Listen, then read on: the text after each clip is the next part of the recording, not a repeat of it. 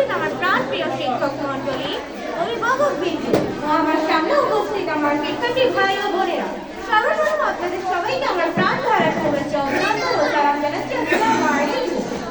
আজকের এই সুন্দর ও মনোরম পরিবেশে শিক্ষক শিক্ষার্থী ও অভিভাবকদের সাথে উপস্থিত হয়ে কিছু কথা বলার সুযোগ পেয়ে মহান আল্লাহ তাআলার কাছে অনেক কৃতজ্ঞতা প্রকাশ করছি এবং আমি নিজেকে অনেক ধন্য মনে করছি।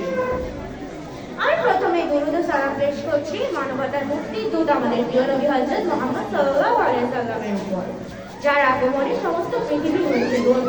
আমরা পেয়েছি ইহকাল ও পরকালের দিক নির্দেশনা। আমাদের এই প্রতিষ্ঠানটি প্রতিষ্ঠা শুরু থেকে আজ পর্যন্ত আমাদের মহান শিক্ষকগণ বৈচিত্র্যপূর্ণ পাঠদানের মাধ্যমে শিক্ষার্থীদেরকে পরিবার, সমাজ ও রাষ্ট্রের যোগ্য নাগরিক হিসেবে গড়ে তোলার চেষ্টা করছেন।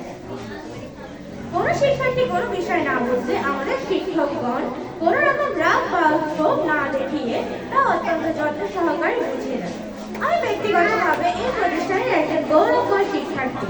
কারণ শিশু শ্রেণী থেকে আজ পর্যন্ত আমার মহান শিক্ষকগণের স্নেহ পরশে অনেক শিক্ষা ও অভিজ্ঞতা অর্জন করেছি এবং এটা আমার জীবনে স্মরণীয় হয়ে থাকবে। আমি উপস্থিত অভিভাবকদের কাছে সবিনয় অনুরোধ করছি যে আপনারা আপনাদের ছোট ছোট সন্তানদেরকে এই প্রতিষ্ঠানে ভর্তি করতে তাদেরকে সুশিক্ষায় শিক্ষিত করার ও এই প্রতিষ্ঠানে সহযোগিতা করবেন। এই বলে আমি আমার সংক্ষিপ্ত বক্তব্য শেষ করছি। আসসালামু আলাইকুম।